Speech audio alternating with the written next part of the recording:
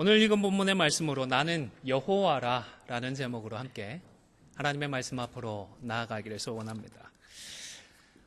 앤 훅스라고 하는, 혹스입니다. 앤 혹스라고 하는 여자분이 있었습니다.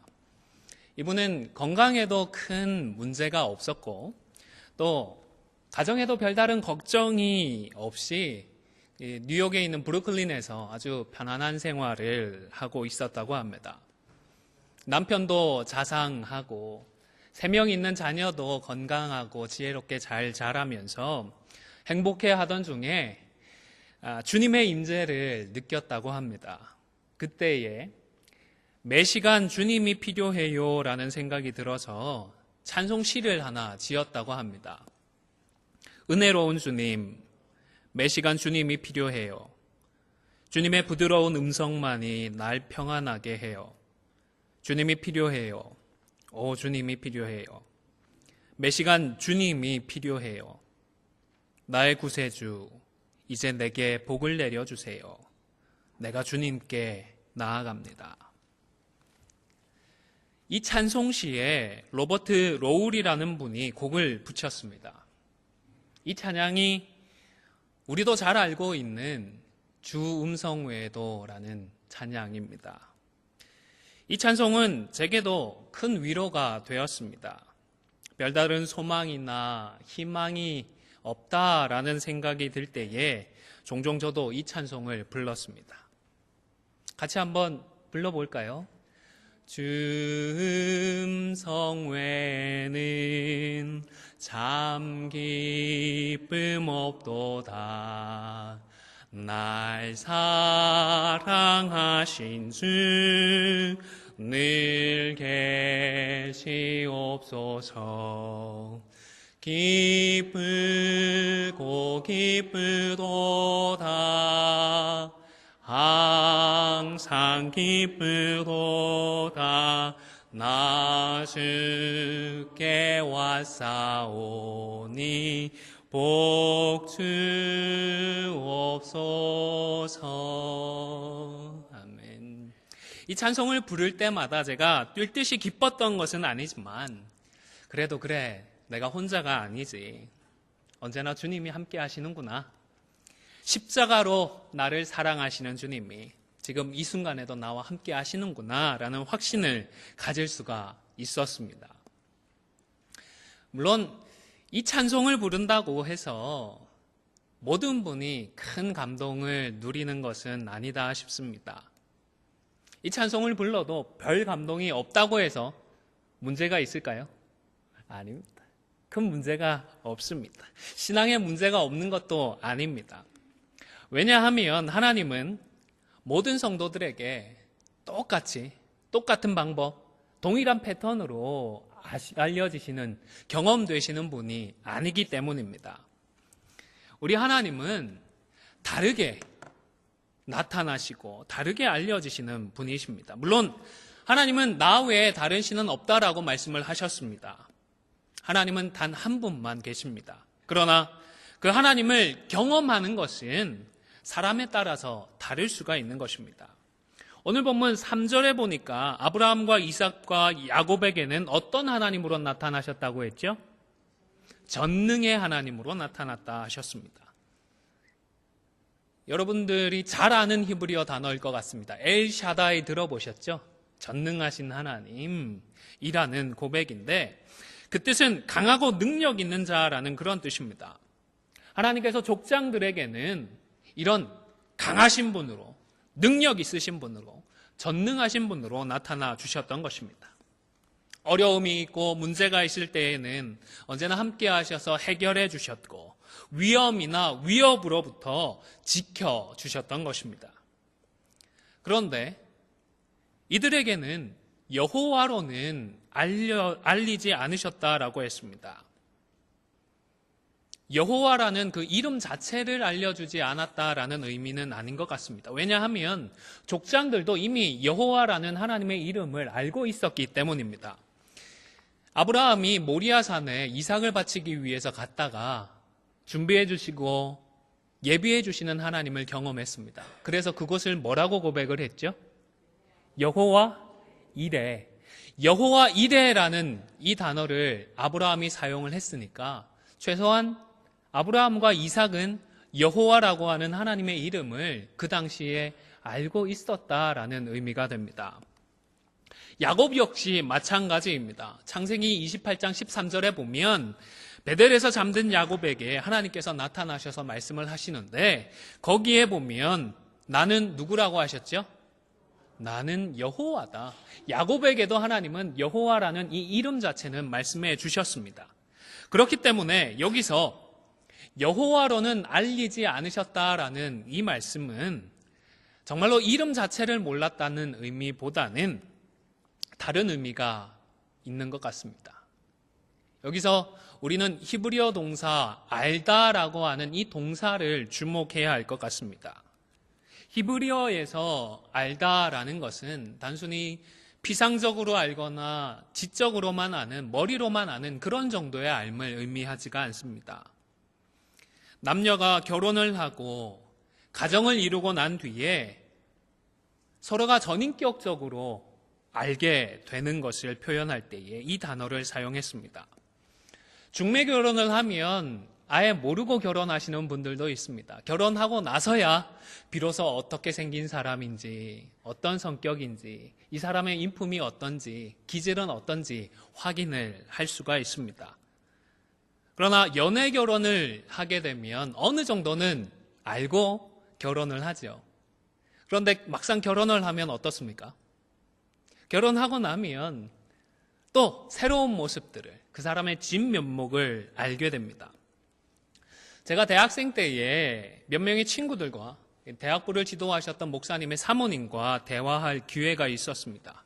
이런저런 얘기를 즐겁게 나누다가 사모님께서 밑도 끝도 없이 자기가 속아서 결혼을 했다라고 말씀을 하셨습니다. 정말 말 그대로 갑자기 분위기가 싸해졌습니다. 분위기가 싸해지는 것을 아시는지 모르시는지 사모님은 꿋꿋이 말씀을 이어가셨습니다. 결혼하기 전에는 그 목사님이 좋은 분인 줄 알고 결혼을 했다고 합니다. 그런데 막상 결혼을 하고 나니까 너무 좋은 분이라고 속았다고 하시는 것이었습니다. 제가 지금 돌이켜보면 그 부목사님이 그렇게까지 너무 좋은 분은 아니었던 것 같은데 아마 사모님이니까 그렇게 말씀할 수밖에는 없지 않았을까 싶습니다. 여러분, 저는 아내에게 속았을까요? 안 속았을까요? 저는 안 속았습니다. 아내는 연애할 때도 좋은 사람이었고 결혼하고 난 뒤에도 제게 참 귀하고 좋은 사람입니다. 이렇게 말할 수밖에 없는 저를 용서해 주시기를 바랍니다. 이런 말을 기대하시지는 않으실 줄로 압니다. 정말 저는 과분한 사람입니다.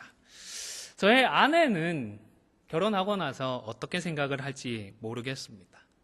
그래도 속았다라는 생각은 하지 않지 않을까 두렵고 떨리는 마음을 가져봅니다. 어쨌든 아무리 좋고 고맙더라도 결혼을 하고 나니까 어떻습니까? 몰랐던 것을 알게 됩니다. 생각하지 못했던 것까지 알게 됩니다. 그 사람의 진면목을 알게 되는 것입니다. 지금 하나님은 모세에게 아브라함이나 이삭이나 야곱도 여호와 하나님의 진면목은 알지 못했다라고 말씀을 하시는 것입니다. 그러면 비로소 알려주고자 하시는 하나님의 진면목은 과연 무엇일까요? 성경을 보시면서 우리가 오늘 읽었던 본문 6절과 7절의 말씀을 다시 한번 읽도록 하겠습니다. 6절, 7절 말씀입니다. 시작. 그러므로 이스라엘 자손에게 말하기를 나는 여호와라. 내가 애굽 사람의 무거운 짐 밑에서 너희를 빼내며 그들의 노역에서 너희를 건지며 편팔과 여러 큰 심판들로서 너희를 속량하며 너희를 내 백성으로 삼고 나는 너희의 하나님이 되리니 나는 애굽 사람의 무거운 짐 밑에서 너희를 빼낸 너희의 하나님 여호와인 줄 너희가 알지라. 아멘. 하나님의 진면목은 여호와라고 하는 그 이름과 관련이 있습니다. 여호와라고 하는 이름은 잘 아시듯이 스스로 있는 자, 스스로 계시는 분이라는 뜻을 가지고 있습니다. 화면을 보시면서 출애굽기 3장 14절과 15절의 말씀도 함께 읽도록 하겠습니다. 시작. 하나님이 모세에게 이르시되 나는 스스로 있는 자니라. 또 이르시되 너는 이스라엘 자손에게 이같이 이르기를 스스로 있는 자가 나를 너희에게 보내셨다 하라. 하나님이 또 모세에게 이르시되 너는 이스라엘 자손에게 이같이 이르기를 너희 조상의 하나님 여호와 곧 아브라함의 하나님 이삭의 하나님 야곱의 하나님께서 나를 너희에게 보내셨다 하라. 이는 나의 영원한 이름이요 대대로 기록할 나의 칭호니라. 아멘. 호렙산에 있는 불이 붙었지만 불에 타지 않는 떨기나무 가운데에서 하나님께서 모세에게 말씀을 하시면서 자신은 스스로 계시는 분이다.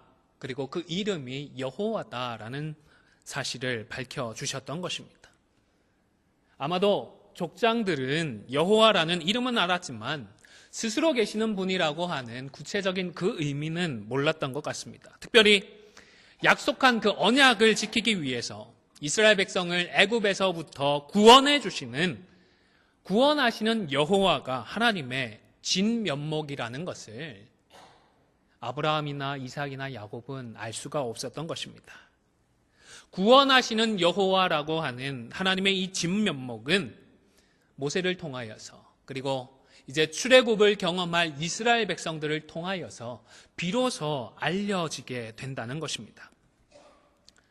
물론 이러한 하나님의 진면목을 다 알지 못했다고 해서 아브라함이나 이삭이나 야곱이 구원을 받지 못했던 것은 아닙니다. 다만 분명한 것은 하나님을 경험하는 방법이 모든 사람들에게 다 똑같지는 않다라는 사실입니다. 마치 공장에서 기성복을 찍어내듯이 이런 방법, 이런 길을 통해서만 우리가 하나님을 경험하고 하나님을 알 수 있는 것이 아니라는 것입니다. 우리의 필요나 우리의 상황이나 우리의 기질이 다 다르기 때문에 다양한 경험을 통해서 하나님께서 우리를 만나주시는 것 같습니다.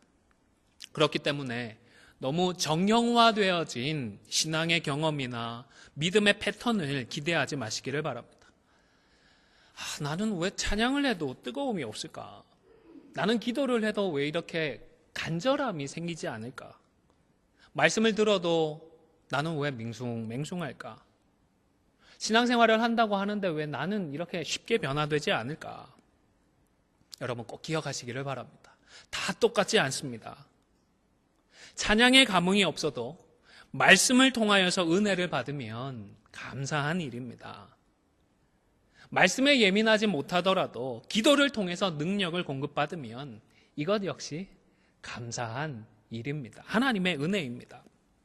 반대로 나와 다른 신앙의 모습들을 배척하거나 또 부정하지 마시기를 바랍니다. 아유, 저 사람은 왜 저렇게 유난일까? 혼자 독창회를 하는 것도 아니고 찬양이 왜 저래? 저 사람은 예배당을 전세 낸 것도 아니고 왜 혼자 저렇게 유별나게 기도하지? 저 사람은 왜 혼자 은혜를 받은 것 마냥 왜 저러는 거야? 이런 생각은 하지 마시고 한번 따라해 보실까요? 그럴 수도 있지. 좋겠다. 나도 좋지만 그분도 은혜 받고 하나님의 은혜를 경험하니까 좋은 것 아니겠습니까? 그런데 여러분, 더 중요한 것이 있습니다. 어떤 모양으로 우리가 하나님을 알게 되든지 간에 어떤 방법으로 우리가 하나님을 경험하든지 간에 하나님은 결국 우리에게 말씀을 주신다는 사실입니다. 하나님은 언제나 말씀을 하십니다. 하나님께서 아브라함과 이삭과 야곱에게 나타나셨을 때를 생각해 보시기를 바랍니다. 하나님께서 나타나셔서 무엇을 하셨죠? 자기를 자랑하셨나요? 내가 이 정도의 능력이 있다 뽐내려고 나타나셨나요? 아니지 않습니까? 내가 너희를 가나안 땅으로 인도해 주겠다. 가나안 땅을 너희에게 주겠다라는 하나님의 뜻을, 하나님의 계획을 말씀해 주기 위해서 나타나셨습니다. 오늘 본문에도 마찬가지로 하나님은 말씀을 주셨습니다. 과거의 언약을 잊지 않고 기억하시면서 먼저 찾아와서 말씀을 주셨습니다. 이스라엘 자손의 신음소리를 듣고 언약을 기억한다고 하셨습니다. 모세가 하나님 옛날에 이런 언약, 이런 약속 주시지 않으셨습니까? 리마인드 한 것이 아니었습니다. 하나님께서 찾아와 주셔서 내가 옛날에 이런 약속을 했는데 이제는 그 약속을 성취하겠다라며 하나님께서 말씀을 하고 계시는 것입니다. 그리고 이러한 언약 위에서 현재 하나님의 백성들의 현실적인 필요를 무시하지 않으시고 그 필요까지 해결해 주실 것을 말씀해 주셨습니다. 무거운 노역과 무거운 짐에서까지 건져 주실 것임을 말씀해 주셨던 것입니다. 무엇보다 하나님은 하나님이 누구신지를 직접 말씀해 주셨습니다. 사랑하는 성도 여러분, 우리가 하나님을 경험하는 것은 다를 수 있습니다. 그러나 각자의 경험을 통하여서 하나님께서 내게 주시는 말씀을 들어야 합니다. 하나님을 만나는 경험이, 하나님을 알게 되어지는 그 경험이 정말로 영광스럽고 압도적일 수는 있습니다. 그래서 하나님, 저는 여기가 좋습니다. 여기가 좋사오니, 이 방법이 좋사오니, 이 길이 좋사오니라며 이런 은혜만 계속 누리다가 천국을 가면 좋겠다 싶습니다. 그러나 정말 중요한 것은 그 경험을 통하여서 내게 주시는 하나님의 음성을 듣는 것입니다. 찬양에서 은혜를 받는 분들도 많이 계실 줄로 압니다. 찬양을 받으시는 하나님을 경험하면서 하나님께서 주시는 은혜를 경험하는 것입니다. 그런데 중요한 것은 찬양 가운데에 내게 주시는 하나님의 말씀을 듣고 그 말씀을 붙드는 것입니다. 기도를 통하여서 하나님의 능력과 그 힘을 경험하고 하나님을 알게 되는 분들도 계실 줄로 압니다.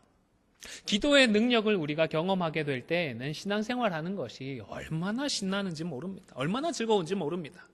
그런데 기도에 있어서도 중요한 것은 하나님의 말씀을 듣고 그 말씀을 붙드는 것입니다. 여러분, 예수님께서 이 땅에 계실 때에 언제 가장 간절히 기도하셨을까요? 땀이 이 핏방울처럼 되었던 때가 언제였죠? 겟세마네 동산이었습니다. 그런데 이 기도 시간에 그렇게 간절히 기도하시면서 예수님께서 놓치지 않으셨던 것이 무엇이었죠? 하나님, 저 죽습니다. 제발 이 잔을 내게서 피하게 하여 주십시오. 간절히 기도했는데 결국에는 하나님의 말씀을 들었지 않습니까? 나의 원대로 마옵시고 아버지의 뜻대로 되기를 원합니다.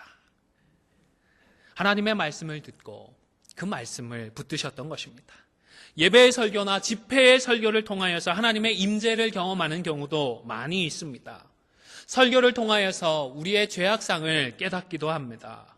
설교를 통하여서 위로를 받기도 하고 격려를 받기도 합니다. 설교를 통하여서 감정의 정화를 경험하기도 합니다. 그런데 내가 받는 은혜보다 더 중요한 것은 설교를 통하여서 나에게 주시는 하나님의 말씀을 발견하는 것입니다.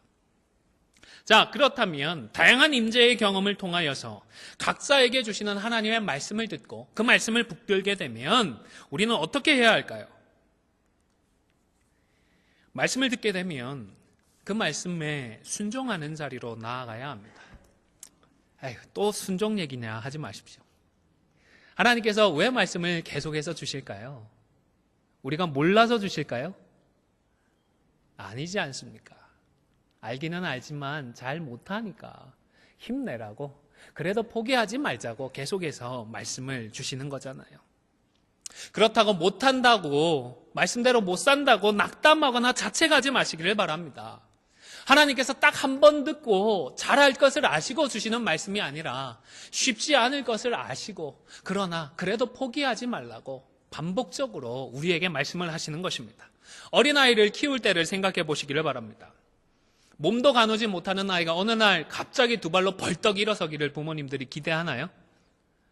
아니지 않습니까? 어느 날 목을 가누기 시작하고 몸을 뒤지기 시작하고 두 발로 기어다니기 시작을 합니다. 그러다가 두 발로 서기 시작을 하면 얼마나 기쁜지 모릅니다. 잘했다고 박수를 쳐가면서 한 번 더 해보라고. 일어섰지만 두 발로 굳건하게 뚜벅뚜벅 걸어갈 것을 기대하고 박수를 치나요? 아니지 않습니까?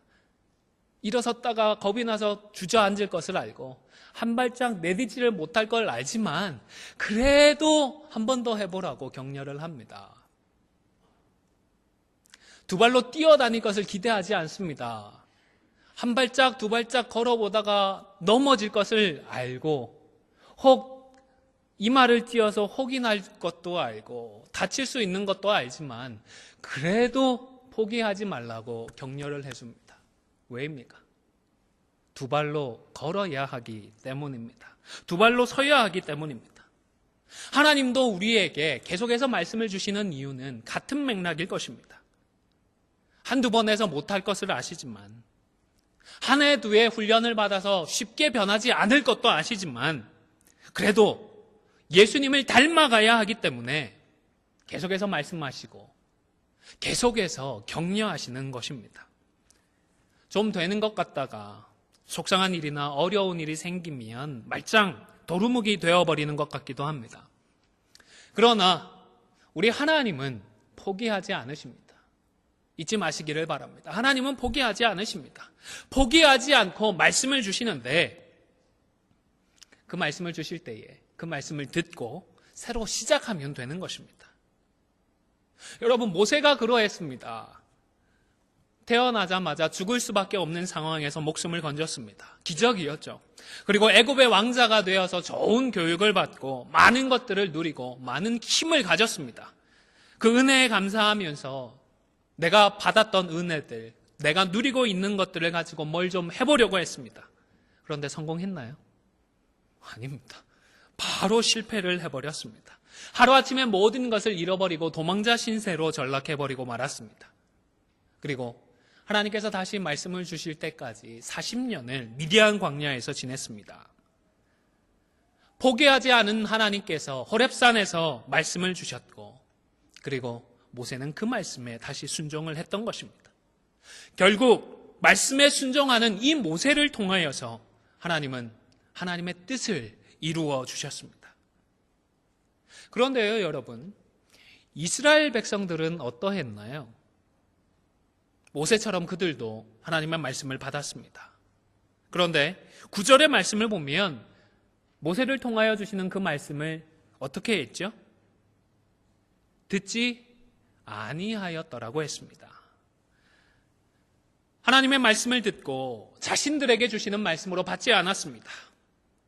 자신들에게 말씀하신 하나님께서 그 일을 성취해 주실 수 있다라는 사실을 믿지 않았던 것입니다. 물론 사람이 듣지 않는다라고 해서 하나님께서 하나님의 뜻을 성취 못하시는 것은 결코 아닙니다. 오히려 다른 사람, 다른 방법을 통하여서 완전하신 그 뜻과 계획을 성취하십니다. 그러나 순종하지 못하는 그런 사람은, 순종하지 않는 사람은 그 영광에 참여하지 못하게 되는 것입니다. 이스라엘 백성들이 시내산에서 우상 숭배를 했을 때에 그러했습니다. 하나님은 범죄한 이스라엘 백성들을 진멸해 버리시고 그리고 모세를 통하여 새로운 민족을 이루고 큰 나라를 이루겠다고까지 하셨습니다. 출애굽의 역사를, 출애굽의 구원을 경험하고도 말씀에 순종하지 않아서 그 영광을 누리기는커녕 무익하고 악한 자로 심판을 받을 처지에 전락하고 말았던 것입니다. 그런데 말씀에 순종하고 말씀에 목숨을 거는 모세 덕분에 그들은 반복해서 은혜를 회복하였습니다. 여러분, 말씀에 순종하지 않는 다수는 아무 소용이 없습니다. 말씀에 순종하는 단 한 명, 십자가의 복음에 목숨을 거는 단 한 명에게 소망이 있습니다. 물론 인간적으로는 충분히 이해할 수 있습니다. 이스라엘 백성들은 지금 너무 고달팠습니다. 이미 마음이 상할 대로 상해 있었습니다. 이스라엘 백성들도 사실 처음 말씀을 들었을 때는 그 말씀을 믿었습니다. 출애굽기 4장 31절의 말씀을 함께 읽도록 하겠습니다. 시작. 백성이 믿으며 여호와께서 이스라엘 자손을 찾으시고 그들의 고난을 살피셨다 함을 듣고 머리 숙여 경배하였더라. 이스라엘 백성들도 처음에는 말씀을 믿었고 머리 숙여 경배했다고 했습니다. 그런데 한번 순종해 봤더니 그 결과가 나빴습니다. 영광스러운 행진은커녕 오히려 조롱당하고 그들의 일상은 더 고달파지게 되었습니다. 아무도 이런 결과를 기대하지 않았던 것입니다. 그래서 하나님의 말씀을 듣지 않는 자리로 나아갔습니다. 결국 자칫 잘못하면 그 하나님의 놀라운 구원의 역사를 경험하지 못할 뻔했습니다. 하나님의 진면목을 경험하지 못할 뻔했던 것입니다. 여러분, 믿음의 여정을 걸어가면서 우리도 때때로 어려움을 겪습니다. 쓰라린 아픔을 겪기도 합니다.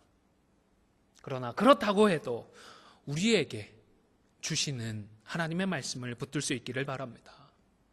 다들 낙담하고 다들 포기하더라도 끝까지 말씀에 순종하는 그 단 한 사람이 되실 수 있기를 주님의 이름으로 축원을 드립니다. 서두에 말씀드렸던 그 앤 혹스 여사는 자신의 그 시의 의미를 완전히 깨닫기까지는 오랜 시간이 걸렸다라고 고백을 했습니다. 저는 처음에 왜 이 찬송이 많은 사람을 감동시켰는지 이해가 되지 않았어요.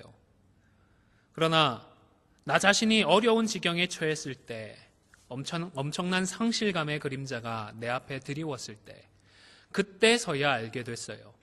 내가 달콤하고 평화로운 시간에 다른 사람들에게 주었던 이 찬송에 담긴 위로의 힘을 그때 비로소 깨달았죠.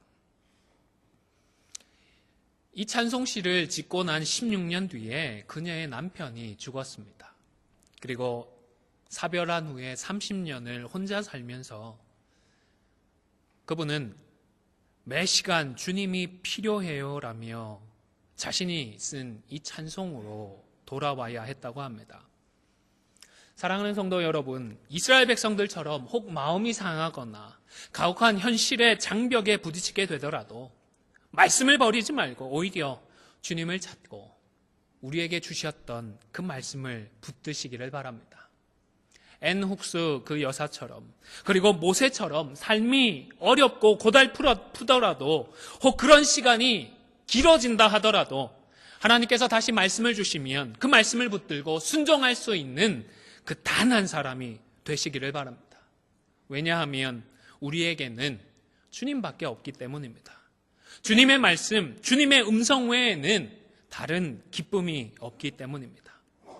아무쪼록 비록 내가 마지막 단 한 사람이 된다 하더라도 끝까지 말씀에 순종하는 가운데에 나는 여호와다라고 말씀하시는 우리 하나님의 진면목을 알아가고 나는 여호와다라고 말씀하시는 그 하나님의 은혜를 누리며 살아갈 수 있는 우리 모두가 다 되시기를 주님의 이름으로 간절히 축원을 드립니다. 잠시 기도하겠습니다. 참 좋으신 하나님, 우리 각자가 다양한 길을 통하여서, 다양한 경험을 통하여서 하나님을 경험하고 하나님을 알아가지만 그 다양한 경험을 통하여 무엇보다 우리에게 주시는 하나님의 말씀을 붙들게 하시고 그 말씀을 의지하는 가운데에 나는 여호와다 말씀하시는 하나님의 진면목을 알아가며 그 여호와 하나님을 경험하고 감사하며 기뻐할 수 있는 저희들 다 되게 하여 주시옵소서. 감사를 드리며 예수님의 이름으로 기도 올리옵나이다. 아멘.